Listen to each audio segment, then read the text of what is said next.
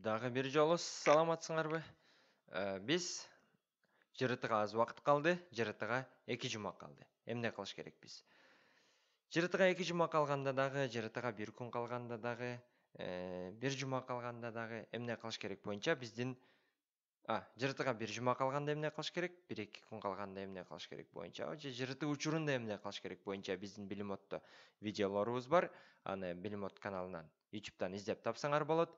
Эми бул болсо 2 жума калганда эмне кылуу керек? Жаңы темаларды окуп үйрөнүү керекпи, же керек эмеспи? Чоң көйгөй. Мисалы, мындай бир суроо келди. Жыртты сынагына аз күн калганда жаңы темаларды окуу керекпи деп үстүндө менден сураган аудио запись катарында, үн кат катарында. Анан астында эмне дейт үстүндө дагы. Менин математикам 60-тан 40 туура жооп болуп жатат. Сомонун тестин тапшырсам дейт. Калган бөлүмдөр 93-90%. Эки бөлүм. Алтынга жетиш үчүн эмне кылайын? Канткенде 60-тан 60 туура жооп кылам. Прокрастинация жана жумуштарды приоритеттештирүү деген темаларды дагы кошуп койсоңуз жакшы болот эле. Канчалык ортого аз убакыт калган сайын у меня прокрастинация дейт. Түшүнүктүү. 60-тан 40 туура жооп болуп жатат. Биринчиси суроодан баштайлы. Аз күн калганда жаңы темаларды окуу керекпи дейт. Аз күн калганда жаңы темаларды окуу керекпи? Бул эмне болгон күндө мен мисалы бул маселе боюнча дагы мен айткан, жогоруда айткан 2 видеодо бир аз талкуу кылгам, кайра айта кетейин. Эгер силер жаңы билбеген темаңар бар болсо, мисалы, мына жакшы сөз менен таптым. Силер күндө окуп атканда,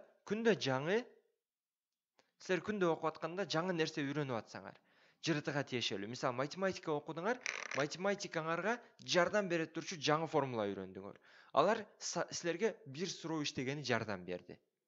Анда окуш керек. Бир күн калса да окуш керек. Кыргыз тилден, грамматикадан бир нерсе окудуңар, жаңы нерсе үйрөндүңөр. Ал жаңы нерсе силердин чындап китептеги суроолор, билбеген сурооңор бар китепте. Мисалы, математика иштедиңер, темасын такыр билбеген, кантип кайсы формула менен чыгышың керек болгон билбеген сурооңор бар. Ошол суроону иштегенге силерге жардам берип атса, силер үйрөнүп бүтө элек темалар бар болуп атса, анда керек болсо сынакка 1 күн калганда дагы окуш керек. Анткени окудуң, сага тема пайда берип атат. Бирок сен буга чейин бүт окуп койгонсуң, кичине кытчыктагы бир нерселер калды. Алар жыртыда көп кездешпеген эле бир темалар. Анда сен убактыңды ошол кычыктагыны үйрөнгөндөн көрө жалпы кайталаганга кетирген жакшыраак. Окубай койгон болбойт, унутуп каласың. Окуш керек, даярданып иштей бериш керек. Бирок эмне кылыш керек? Негизги сен китебиңдеги формулаларды кайталап, сынамыкты аз калганда да жаза бериш керек. Колдон келишинче сынамык табып жазгыла. Эгер математика боюнча бизде Билимоддо сынамык тесттерибиз бар. Математиканын 190 сомдон силер биздин математика курсунда окусаңар, ичинде 10 сынамык тест бар. Азыр жеңилдетүү да бар. Финансылык жардамга да тапшырсаңар болот негизи. Математика курсу сатып алып окусаңар, ичинде 10 сынамык бар. 10 сынамык 60 суроодон. 5 эсей стиль, 5 орото стиль. Ошондо 60 суроо, 54 суроолуктар. Булар чыныгы жыртынын стилине окшош суроолор. Эң негизги ошол 60 суроолорду биздин сынамыктарды иштегиле, курстун ичиндегилер. Эгер болбосо өзүнчө 190 сомдон аларды сатып алып дагы 5-өйбү сатыкта же 3-өйбү, 5-өйгө дейм альфа, бета, гамма да экөө бар. Ошолорду дагы иштегиле. Математика курсубузду окуган болсоңор, 10 сатыкта 5. Силерде 15 сынамык тест бар. Ошол 15 сынамык тестти мен чындап жанымды берип, өзгөчө 60 суроолук жыртыгын стилиндеги суроолорду жанымды берип түзгөм. Канча убакыт кетирип түзгөм. Стилге ар бир тема боюнча чыныгы жыртыда канчалык сомонун темасы канча кездешип атса, белгилүү бир тема.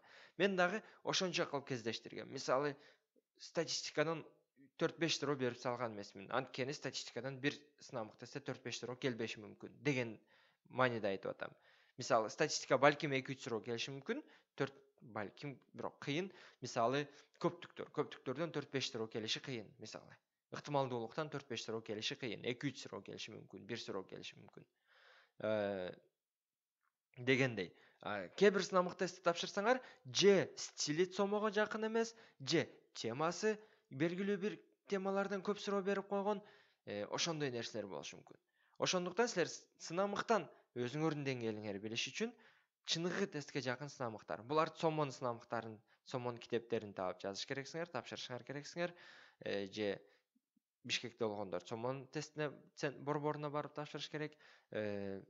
Ошол сынамык тесттер тапшырыш керек. Силер окуп атканда жардам бербей атса, анда ошол сынамык тесттер. Бирок үйрөнө элек, биле элек темаңар бар. Анда дептериңерди ачып, бул теманы мына-мынаны адашып атам, бул темалардан адашып атам. Мен сөздөрдү кыскарткандан адашып атам, мүнчө улагандан. Мен пунктуациядан адашып атам, мен будан адашып атам деп жазыш керексиңер. Окуп түшүнүүдөн болсо, албетте биздин окуп түшүнүү курсту сунуштайм. Кыска убакытта дагы окуп бүтө аласыңар, карап бүтө аласыңар. Эми кийинки суроосуна өтөйүн. Ошон үчүн аз күн калганда жаңы темаларды окуу керекпи дегенге суроо жообум ошол. Аны мен оюмдан гана чыгарып алган жокмун. Англисче силер ОРТга даярданасыңар, Американы окуучулары SAT-ге даярданат, Кореяны окуучулары Сунынга даярданат. Кытайдыкы Gaokao же Гонконгдуку Gaokao ушундай бир нерсеге даярданат. Орустар эгеге даярданат дегендей. Мен болсо ошол SAT-ге даярдык боюнча бир жакшы бир сайт билем. Курс, акылуу курс, кымбатыраак курстар. Ошолордун сунуштары бар. Ошолордун стратегияларын мен которуп дайыма эле ошол жактан маалыматтарды алганга аракет кылам. Алардын кеңештерин карап. Мисалы, ушул суроону бересиңер, мен дагы жазсам ошол жактан чыгат. Prep Scholar деген сайт. Prep Scholar. Эми англисче.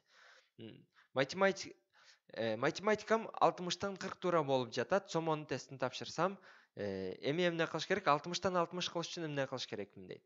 60-тан бул биринчиге жооп берип бүттүк. 60-тан 60 кылыш үчүн кайра эле алсыздыгың билишиң керек. Буга чейинки видеодо дагы айтылды. Эмнеден болушу мүмкүн? Сен билбеген тема барбы? Суроо иштегенде билесиң. Муну чыгара албадым, анткени темасын билбейм дейсиң. Сынамыкка кирип чыксаң башка нерсеге. Же убакыт жетишпей калдыбы? Демек сен убакытка практика кылыш керексиң. Мисалы, теманы билбесең, анда жаңы темаларды оку. Көп суроо чыгар, китептерден оку. Убакыт жетишпедиби? Анда сынамык тесттерди көп жазып практика кыл. Же болбосом дагы эмне болушу мүмкүн? Убакыт дагы жетишти, темаларды дагы билесиң, бирок адашып кеттиң, шашып кеттиң. Мен мисалы ушундай көп болот. Анда эмне кыл? Айла жок, кайра эле практика кыл. Мисалы, кээ бир адамдарда тестке кирет, анан алар мисалы көбүнчө билген темасынан адашпайт. Билеби? Иштеп чыгат. Чыгып туруп, муну билбедим дейт да. Адашып кеттим, билет элем, адашып кеттим дебейт. Бирок мен кайсы экзаменге кирбейин, билет элем, адашып кеттим деген менен чыгам. Анан убакыт жетпей калды, мынча суроосун жетишпей калдым деп чыгам да. Көбүнчө ушундай болот. Университетте жүргөндө дагы ушундай болот. Ошон үчүн убакыт алсыздыгыңар тапкыла. Үйдө суроо иштеп атканда дагы, китептерден суроо иштеп атканда дагы, сынамык тесттерди үйдөн иштеп атканда дагы сөзсүз убакытка коюп иштегиле. Сөзсүз убакытка коюп иштегиле. Убакытка коюп туруп, убакыттан бүтүп калса, мисалы, силер 50-суроого жеттиңер, 60 суроодон, мисалы да, убактыңар бүтүп калды. Анда убакыт бүттү, мен ушунча суроого жетиштим деп белгилеп кой, бирок кийинки калган суроосун дагы иште. Ашыкча убакытка. Мынча минут дагы ашыкча кетти, мага ушунча минут керек экен, мен ушунча эсек убактымды кыскартышым керек экен. Анан билесиң, сен убакыт жетишкенде, убакыт кенен болгондо баарын иштей алмаксыңбы? Убакыт кенен болсо канча туура кылмаксың, ошондон билесиң, бул жерден бүткөнсүң. Балким сен мисалы 50-суроого келдиң, дагы убактың бүтүп калды, белгилеп кой, 50-суроодон бүтүп калды деп. Бирок иште 60ка чейин, анан акыркы ондуктан баары бир туура чыгара албасаң, анда сенде убакыттан дагы, темадан дагы проблемаң бар экенин түшүндүрөт дегендей. Прокрастинация, жумуштарды приоритеттештирүү, кайра эле айта албай атам. Ошого келе турчу болсок, прокрастинациянын түрлөрү бар, андай мындай, эми бүт нерсенин түрү бар дегендей. Прокрастинация дайым эле зыян эмес. Кээде мисалы ме бир ишти кийинге калтырат экен дагы, ошол кийинге калып атканда ойлонуп варианттарды ойлонуп туруп, ар нерсени ойлонуп жүрөт, башка иш кылып жүрүп, жөн жүрүп дагы ойлоп туруп, анан жыйылып келип туруп аткарып коесуң. Бирок экзаменге даярдык деген учурда көбүнчө жалкоолук аралашат. Негизи прокрастинация менен жалкоолуктун ортосунда экөө бир эле десек дагы болот, бирок айырмачылык дагы бар. Прокрастинация жумуштарды кийинкиге калтыруу. Мисалы бул суроо келгенинде, бул видеону тартыш үчүн да мен кечиктирип тарттым. Буга чейинки да бир видеону кечиктирип тарттым. Кээ бир жумуштарды дагы баары бир кечиктирип кылам. Ошон үчүн бир нерсени катуу каалаганда аракет болот окшойт деп ойлойм да, бирок прокрастинациянын жеңүү жолдору менин оюмча көп коркпогонго аракет кылыш керек. Бирок кантип коркпогон аракет кыласыңар билбейм, бирок мен өзүм кайра эле мурдакы видеода айттым, окуу түшүнүү курсубуз бар Билимоттун. Окуу түшүнүү курсунун баштапкы темасында бекер бөлүмдөрүн көрө аласыңар. Бардык курстун бекер бөлүм. Ошол окуу түшүнүүнүн башында мен кантип алтын сертификат алдым деген видео бар бекер жериндечи. Ошол жерде мен өзүмдүн кантип даярданганымды айтып бергем. Ошол жактан дагы көрө аласыңар биздин окуу түшүнүү курсубуздун баштапкы жагында. Ошондо мен мотивация, алтын сертификат алыш үчүн мага мотивация эмне болгон? Акча болгон. Анан президент планшет же компьютер берсе ошол болот. Өзүбүздүн окуган лицейде акча бермек, $400. Ал дагы болмок дагы 50-60 миң болмок. Мен үчүн ошол мотивация болгон. Силер үчүн дагы даярдыкка бир мотивация болуш керек деп ойлойм. Мынчадан ашсам бюджетке окуйм, мынчадан атсам бияка өтөм, мынча алсам буга болот деген бир мотивация болсо, ошол приоритетти дагы алдыга койгону, өзү иштерди приоритеттештиргени жардам берет го деп ойлойм.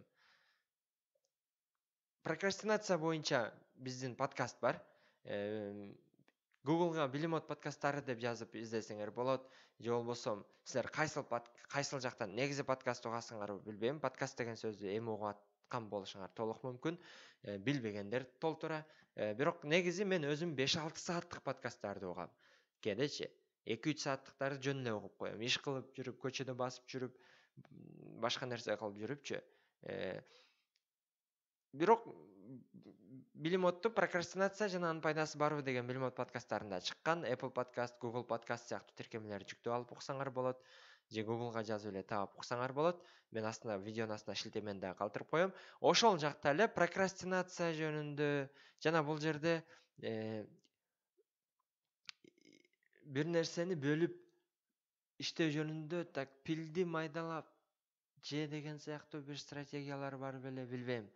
Ошондой сыяктуу да бир нерсени айтсам керек биздин подкасттардын ичинде. Карап көрөсүңөр. Ошол жака кирсеңер бир 20га жакын тема чыкса керек азыр подкаст. Өзүм кайра угуп көрөйүн дедим. Өзүм зериктим.